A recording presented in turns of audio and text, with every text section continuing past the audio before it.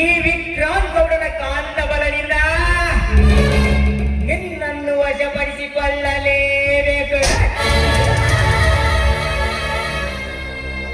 ತೆಂಗಿನ ಮರದಂತೆ ಗೆರೆ ಬಿಚ್ಚಿ ಹಾರುತ್ತಿದೆ ನಿನ್ನ ಮೈಮಾಟ ಆಗುವುದು ನಿನ್ನ ತೀರ ಚಲ್ಲಾಟ.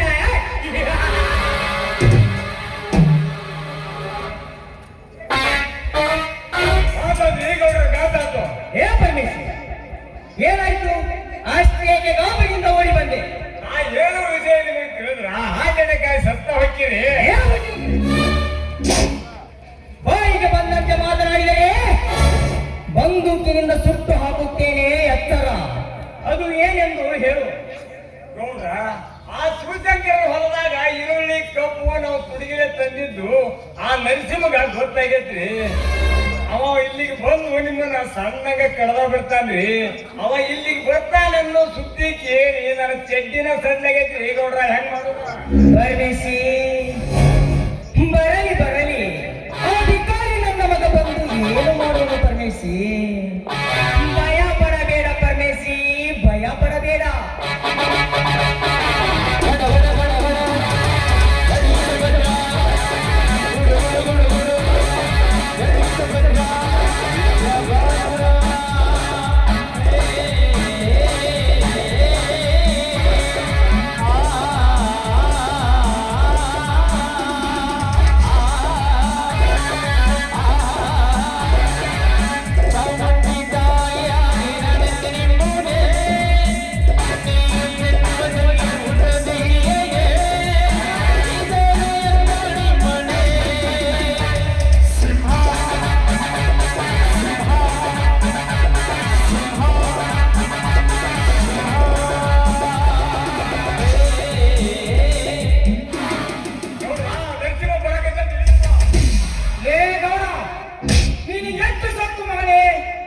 ನಮ್ಮ ಹೊಲದಲ್ಲಿದ್ದ ಬೇರನ್ನು ಸತ್ತಿಲ್ಲದೆ ಕತ್ತೊಯ್ದು ನಿನ್ನ ಅಡಗೆಯಲ್ಲಿ ಇಟ್ಟುಕೊಂಡಿದ್ಯಾ ಮಗನೇ? ಸುಮ್ಮನೆ ಮರಳಿ ಕೊಟ್ಟರೆ ಸರಿ, ಇಲ್ಲದಿದ್ದರೆ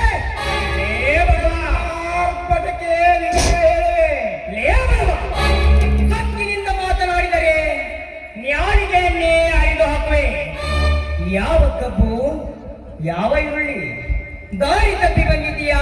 ಎತ್ತರ ಲೇ, ದಾರಿ ತಪ್ಪಿಲ್ಲ, ದಾರಿ ತಪ್ಪೋದು ಇಲ್ಲ. ನಿನ್ನ ಹಣದ ಬುದ್ಧಿ ನನಗೆ ಚೆನ್ನಾಗಿ ಗೊತ್ತು. ರಾತ್ರಿ ನನ್ನ ಹೊಲಕ್ಕೆ ನುಗ್ಗಿ ಬೆಳೆಯನ್ನು ಕದ್ದು ತರಿಸಿದ್ಯಾ ಅನ್ನೋದು ನನಗೆ ಚೆನ್ನಾಗಿ ಗೊತ್ತು. ಸುಮ್ಮನೆ ಮರಳಿ ಕೊಟ್ಟರೆ ಸರಿ, ಇಲ್ಲದಿದ್ದರೆ ರೈತ ಹುಲಿಗಳು ಒಗ್ಗಟ್ಟಾಗಿ ನಿನ್ನ ವಂಶವನ್ನೇ ನಿರ್ವಂಶ ಮಾಡಿ ಮೋಸ ಮಾಡಿದರೆ ಮಗನೇ ನೊರಳಿ ನೊರಳಿ ಸಾಧ್ಯ. ರೈತ ಹುಲಿ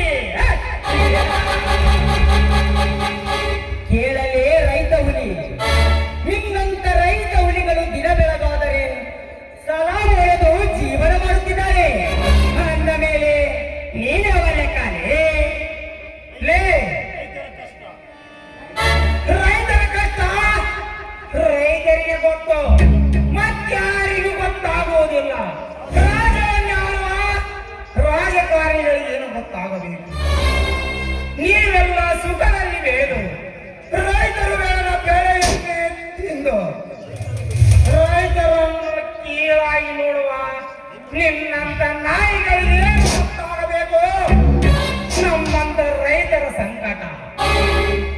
ರೈತನೇ ದೇಶದ ಉಸಿರು ಎಂಬ ಈ ಸರ್ಕಾರ ರೈತರು ಕಷ್ಟದಲ್ಲಿದ್ದಾಗ ಯಾವ ಸರ್ಕಾರವು ಮುಂದೆ ಬಂತು? ಸರ್ಕಾರವನ್ನೇ ರೈತ ಒಲೆ ನಾನು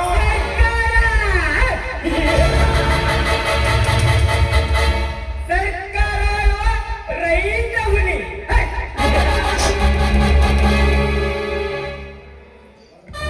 ಕಟ್ಟಿಕೊಂಡ ಹೆಂಡತಿಯನ್ನೇ ಆಳಲಾರದ ಈಗಿನ ಜನ ಇಡೀ ಇಡೀ ಸರ್ಕಾರವನ್ನೇ ಆಳುವರೇ.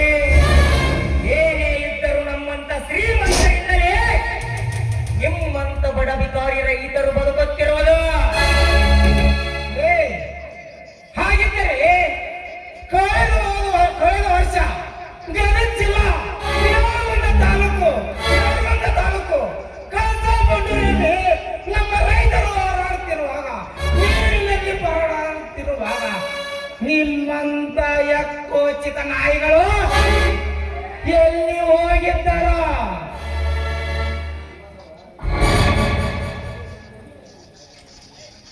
ರೈತರುಗಳ ಬೆಳೆಯನ್ನೇ ತಿಂದು ರೈತರಿಗೆ ಕಣ್ಣ ಹಾಕುವ ನಿಮ್ಮಂತ ದುಷ್ಟರವರಿಗೆ ಏನು ಗೊತ್ತಾಗದು? ರೈತರು ಕಷ್ಟದಲ್ಲಿದ್ದಾಗ ಯಾವ ಸರ್ಕಾರವು ಮುಂದೆ ಬಂತು? ಕಣ್ಣೀರು ಸುರಿಸಿದ ರೈತ ಕೊನೆಗೂ ಮತ್ತೊಂದು ಕಣ್ಣೀರು ಸತ್ತೇ ಹೋದರು. ಇಷ್ಟ್ಯಾಕೆ ಹೇಳಕತ್ತಿದ್ವು? ಆಗಿದ್ದು ಆಗಿ ಹೋತು. ಸುಮ್ಮನೆ ನಾವು ಮನೆಗೆ ಹೋಗೋ, ಇಲ್ಲಾಂದ್ರೆ ನಮ್ಮ ಗೌರವ ನೀನು ಸುತ್ತ ಬಿಡ್ತಾರ.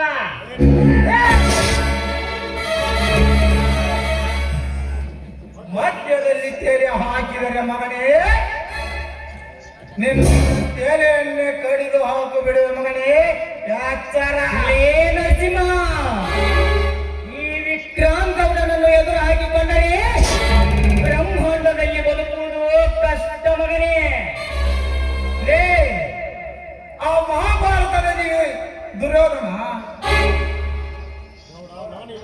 ಲೇ ನೋಡ, ನಾನೆಲ್ಲರ ಸಮಯದಲ್ಲಿ ನನ್ನ ಹೊರಕ್ಕೆ ನುಗ್ಗಿ ಬೆಳೆಯನ್ನೇ ಕತ್ತರಿಸಿದೆ ಅಲ್ಲ ಮಗನೇ. ಒಂದು ವೇಳೆ ಆ ಜಾಗದಲ್ಲಿ ನಾನಿದ್ದರೆ ಬೆಳೆಯನ್ನೇ ಕತ್ತರಿಸಲು ಬಂದವರನ್ನು ರುಂಡ ಕತ್ತರಿಸಿ ನಿನ್ನ ಮನೆಗೆ ಪಾರ್ಸಲ್ ಕಳಿಸುತ್ತಿದ್ದೆ. ಬೇರೆ ನನ್ನ ಮಕ್ಕಳು ನಾನಿಲ್ಲದಿರುವಾಗ ಬಂದಿದ್ದಾರೆ. ಲೇಡಿಗರಿ ಅದನ್ನು ನಾನೇ ಮಾಡಿದ್ದೇನೆ ಅನ್ನುವುದಕ್ಕೆ ಏನಿದೆ ಸಾಕ್ಷಿ? ಸಾಕ್ಷಿ ಸಾಕ್ಷಿ ಇದೆ ಗೌಡ, ಸಾಕ್ಷಿ ಇದೆ. ನನ್ನ ಪಕ್ಕದ ಹೊಲದಲ್ಲಿದ್ದ ನನ್ನ ಸ್ನೇಹಿತ ನೀ ಮಾಡಿರೋ ಅಲಕಟ್ಟು ಕೆಲಸವನ್ನು ನೋಡಿ ನನಗೆ ತಿಳಿಸಿದ್ದಾನೆ.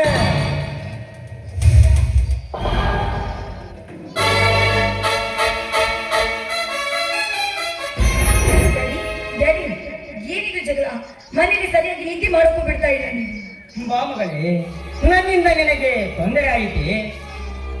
ಲೇ ನರಸಿಂಹ, ನನ್ನ ಮಗಳಿಗೆ ತೊಂದರೆ ಆಗುತ್ತಿದೆ, ಹೊರಟು ಹೋಗು ಇಲ್ಲಿಂದ. ಲೇ ಗೌಡ, ನಿನ್ನ ಮಗಳನ್ನು ದೇವಲೋಕದ ಅಪ್ಸರೆಯನ್ನು ನಿತ್ಯಗೆ ತೊಂದರೆ ಆಗುವುದಕ್ಕೆ ಮೈ ಮುರಿದು ಹೊಲದಾಗ ಬಿಸಿಲಿನಲ್ಲಿ ಕೆಲಸ ಮಾಡಿದರೆ ಗೊತ್ತಾಗುತ್ತಿತ್ತು ಈ ನಿನ್ನ ಶ್ರೀಮಂತಿಕೆಯ ದರ್ಪ. ಏ ಭಿಕಾರಿ, ನಾನು ಹೊರದಲ್ಲಿ ದುಡಿಬೇಕಾ?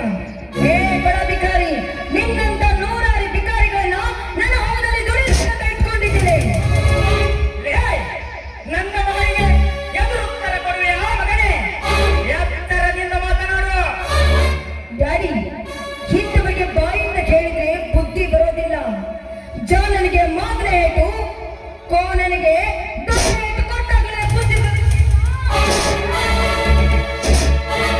ಶ್ರೀಮಂತ ಸೊಕ್ಕಿನ ಹುಚ್ಚೆ ಹೆಣ್ಣೆ, ನಿನ್ನ ತಂದೆ ಅತ್ತೆ ನಿನಗೂ ಸೊಕ್ಕು ಇದೆ. ನಿಮ್ಮಂತ ಶ್ರೀಮಂತರ ಸೊಕ್ಕು ಸಿಗುವುದಕ್ಕೆ ಸಿಡಿದೆದ್ದು ಬಂದಿದ್ದಾನೆ ಈ ಉಗ್ರ ನರಸಿಂಹ. ಏ ಹುಚ್ಚೆ ಹೆಣ್ಣೆ, ನಿನ್ನ ಕೈಯ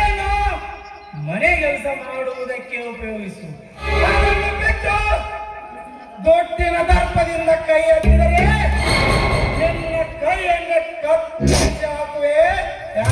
ಏ ಗೋಳಿ ಮಗನೇ, ನನ್ನ ಮಗನಿಗೆ ಬುದ್ಧಿ ಹೇಳುವೆ ಆ ಮಗನೇ. ಈ ಗೌಡನ ಅಂತರಂಗದ ಯುದ್ಧಕ್ಕೆ ಕೈ ಹಾಕಿದೀಯಾ? ಯುದ್ಧದಲ್ಲಿ ಸೋಲು ಖಚಿತ, ನಿನ್ನ ಮರಣ ನಿಶ್ಚಿತ. ಏ ಗೌಡ, ಆ ಮಹಾಭಾರತದಲ್ಲಿ ದುರ್ಯೋಧನ ಎಷ್ಟು ದುರಂಕಾರದಿಂದ ಮೆರೆದಾಡಿದ. ಅವನ ಸಾವು ಬಲಶಾಲಿ ಭೀಮನಿಂದಲೇ ಆಗಬೇಕಾಗಿತ್ತು. ನೀನು ಎಷ್ಟೇ ಖರ್ಚಿಸಿದರು ಕದರದ ಬಹುದೂರುಲಿ ಆಗಿ ಆ ಭೀಮನಂತೆ ನಿನ್ನ ರಕ್ತ ಕುಡಿಯಬೇಕಾಗುತ್ತದೆ ಮಗನೇ. ಎಚ್ಚರ. ಲೇ ನಾಯಿ, ಹಂತ ಹಂತವಾಗಿ ಪ್ರಾರಂಭವಾಯಿತು ಕಲಿಯುಗದ ಕುರುಕ್ಷೇತ್ರ.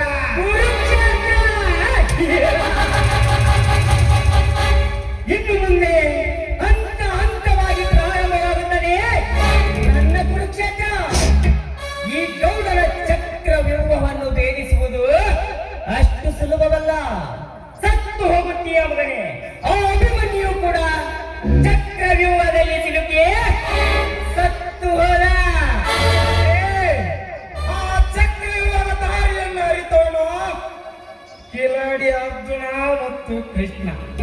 ಅಂತ ವಂಶದವನೇ ನಾನು. ನನ್ನ ಮುಂದೆ ನಿಮ್ಮಂತ ನಾಯಿಗಳು ನನ್ನ ತೃಣಕ್ಕೆ ಸಮ. ನಿಮ್ಮಂತ ದುಷ್ಟರನ್ನು ಸಂಹರಿಸುವುದು ಗೊತ್ತು, ತೆರೆವಾಗಿದರೆ ರಕ್ಷಣೆ ಮಾಡುವುದು ಗೊತ್ತು. ನೆನಪಿರದೆ ಡ್ಯಾಡಿ, ತೆಗೆದುಕೊಳ್ಳಿ ಬಂದೂಕನ್ನು. ಹಾರಿಸಿ ಅವನ ಎದೆಗೆಗೊಂಡು ಇಂಥವರ ದೇಹವನ್ನು ತುಂಡು ತುಂಡಾಗಿ ಕತ್ತರಿಸಿ ನಾಯಿ ನರಿಗಳಿಗೆ ಹಬ್ಬದ ಮಾಡಿಸಿಬಿಡೋಣ. ಏ ಪಾಂಡನ ಹೆಣ್ಣೆ, ಹೆಣ್ಣು ಅಂದರೆ ಕೈ ಎತ್ತಿ ನಮಸ್ಕಾರ ಮಾಡುವುದು ನಮ್ಮ ಭಾರತೀಯ ಸಂಸ್ಕೃತಿ. ಅದನ್ನು ಉಳಿಸಿಕೊ. ಗೇರುತ್ತ ಬಟ್ಟೆ ಹಾಕಿಕೊಂಡು ನಮ್ಮ ನಾಡಿನ ಸಂಸ್ಕೃತಿಯನ್ನು ಮಣ್ಣು ಪಾಲು ಮಾಡುವ ನಿನ್ನಂತ ಸ್ವಚ್ಛಿನ ಹೆಣ್ಣಿಗೆ ಇಷ್ಟೊಂದು ಸತ್ತು ಇರಬೇಕಾದರೆ ಇನ್ನ ಮೀಸೆ ಹೊತ್ತ ಗಂಡಸು ನನಗೆ ಎತ್ತಿರಬೇಡ. ನಿಮ್ಮಂತವರಿಂದಲೇ ತುಂಬಿದ ಸಂಸಾರ ಸರ್ವನಾಶವಾಗುತ್ತೆ. ಕಾಂಡು ನನ್ನ ಮಗನೇ, ಮರ್ಯಾದೆ ಮೀರಿ ಮಾತನಾಡುತ್ತಿದ್ದೀಯಾ? ಮುಗಿ ತೋರಿದ ಆಯುಧ. ಲೇ ನಾಯಿ, ಈ ನಿನ್ನ ಬಾಂಧವ ಈ ನರಸಿಂಹನ ದೇಹವನ್ನು ಏನು ಮಾಡಲ್ಲ, ಮಾಡಕ್ಕೂ ಆಗಲ್ಲ. ಗಾಂಡು ಅಂಜಲ್ಲ ಮಗನೇ. ನನ್ನ ಕರ್ತವ್ಯ ಏನೆಂದು ನಿನ್ನ ಮಗನಿಗೆ ತೋರಿಸಲಿ.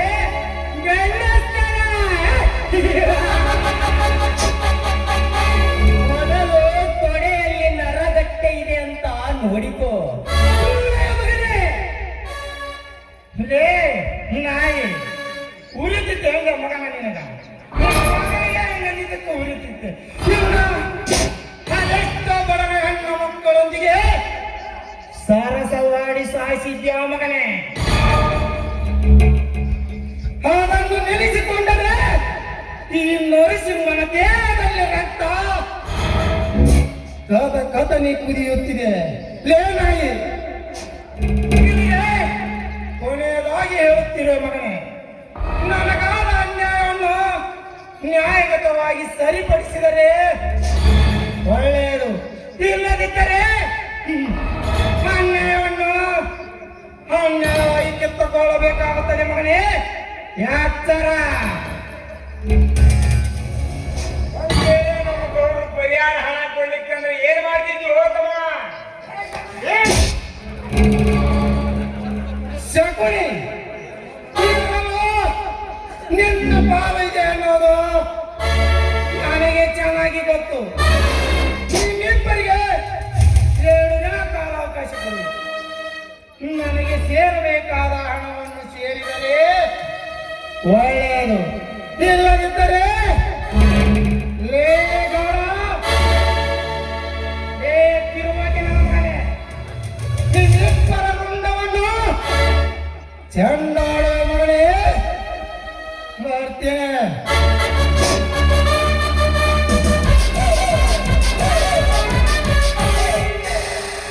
ಡ್ಯಾಡಿ ಜಾರಿಗಳು ಬಡ ಭಿಕಾರಿ ಸಾಕಿನಿಂದ ನಮಗೆ ನಮ್ಮ ಮನೆಗೆ ಬಂದು ಬಾಯಿಗೆ ಬಂದಂತೆ ಮಾತಾಡಿ ಹೋದ್ರಲ್ಲ. ನಿಮ್ಮ ಎದುರಿಗೆ ನನಗೆ ಕೆಟ್ಟದಾಗಿ ಮಾತಾಡ್ತೇನೆ. ನಾನು ಮಾತ್ರ ಸುಮ್ಮನೆ ನಾಡೆ ಡ್ಯಾಡಿ. ಸಮಾಧಾನ ಮಾಡಿಕೋ ಮಗಳೇ, ಸಮಾಧಾನ ಮಾಡಿಕೋ. ಇಂಥ ಬೀದಿ ನಾಯಿಗಳು ಸಾಕಷ್ಟು ಒದರಿ ಹೋಗುತ್ತವೆ ನನ್ನ ಸಾಮ್ರಾಜ್ಯದಲ್ಲಿ. ಇಂಥ ಓರಿಕರಕ್ಕೆ ಹರಿಯ ಬಂದಂತೆ ಬಿಟ್ಟರೆ ಅವು ನಮ್ಮನ್ನೇ ಗುತ್ತುವುದು. ಅದಕ್ಕೆ ಮೂಗುದಾರ ಹಾಕಿ ನಾ ಕೇಳುವ ಹಾಗೆ ಮಾಡುತ್ತೇನೆ, ಸ್ವಲ್ಪ ಕಾದು ನೋಡು.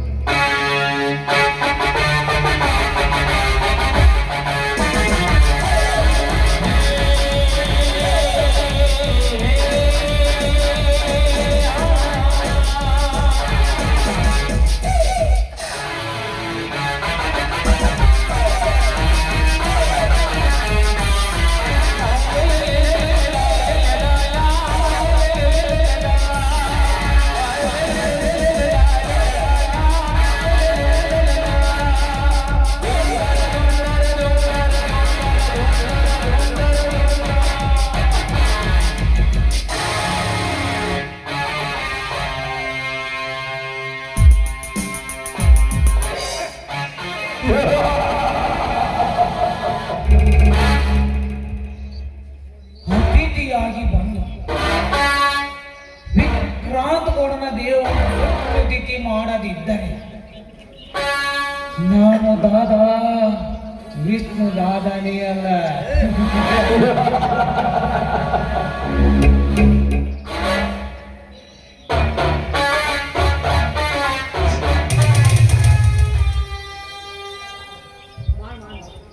ನಮಸ್ಕಾರ ವಿಕ್ರಾಂತಗೌಡ. ಏನೋ ಗಾಬರಿಯಾಗಿ ನಿಂತರವಾಗಿ ಕಾಣುತ್ತಿದೆಯಲ್ಲ, ಏನಾಯ್ತು?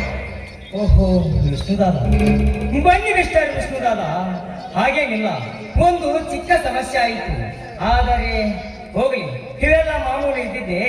ಮತ್ತೆ ಹೌದಾ, ಹೇಗೆ ನಡೀತಾ ಇದೆ ನಿನ್ನ ಮಾರುಕಟ್ಟೆಗಳ ಬಿಸ್ನೆಸ್? ಎಲ್ಲ ನಿನ್ನ ಆಶೀರ್ವಾದದಿಂದ ಚೆನ್ನಾಗಿ ನಡೀತಾ ಇದೆ ದಾದಾ, ಚೆನ್ನಾಗಿ ನಡೀತಾ ಇದೆ. ನೋಟಿನ ಕಟ್ಟು ದಿನದಿಂದ ದಿನಕ್ಕೆ ಹೆಚ್ಚಾಗಿ ಬರುತ್ತಿದೆ, ಏನು ತೊಂದರೆ ಇಲ್ಲ. ವಿಷ್ಣು, ನಾನು ಇನ್ನೊಂದು ಬಿಸಿನೆಸ್ ಪ್ರಾರಂಭ ಮಾಡಬೇಕೆಂದುಕೊಂಡಿದ್ದೇನೆ. ಅದಕ್ಕೆ ನಿನ್ನ ಸಹಕಾರ ಬೇಕು. ಹೌದಾ, ಯಾವುದು? ವೈನ್ ಶಾಪ್ ಅಂದರೆ ಸರಾಯಿ ಅಂಗಡಿ. ಈ ಕಲಿಯುಗದ ಜನ ಊಟ ಮಾಡುವುದಕ್ಕೆ ಸಾವಿರಾರು ಹಣ ಖರ್ಚು ಮಾಡುವುದಿಲ್ಲ. ಅದೇ ಸಾರಾಯಿ ಸಿಗುತ್ತದೆ ಅಂದರೆ ದಿನದಿಂದ ದಿನಕ್ಕೆ ಸಾವಿರಾರು ಹಣ ಖರ್ಚು ಮಾಡುತ್ತಾರೆ. ಅದಕ್ಕೆ ಕಡಿಮೆ ಬೆಲೆಯಲ್ಲಿ ಮದ್ಯಪಾನವನ್ನು ತಯಾರಿಸಿ ಹೆಚ್ಚಿನ ಬೆಲೆಗೆ ಮಾರಾಟ ಮಾಡಿದರೆ ಕೋಟ್ಯಾಂತರ ಹಣ ನಾವು ಗಳಿಸಬಹುದು.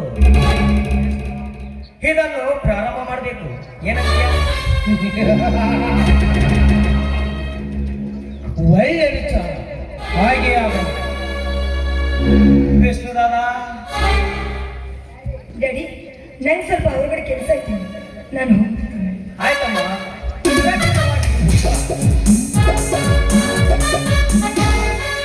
ಮತ್ತೆ ಈ ಕೆಲಸಕ್ಕೆ ಮಾತಾಡಲು ಜೊತೆಯಲ್ಲಿದ್ದಾನೆ, ಚಿಂತೆ ಬೇಡ. ಓಕೆ, ಆದಷ್ಟು ಬೇಗ ಓಪನ್ ಮಾಡೋಣ. ದಾದಾ, ನೀನಿದ್ದರೆ ಎಲ್ಲವೂ ಸಾಧ್ಯ. ಇದೇ ಖುಷಿಯಲ್ಲಿ ಪಾರ್ಟಿ ಮಾಡಿ ಎಂಜಾಯ್ ಮಾಡೋಣ.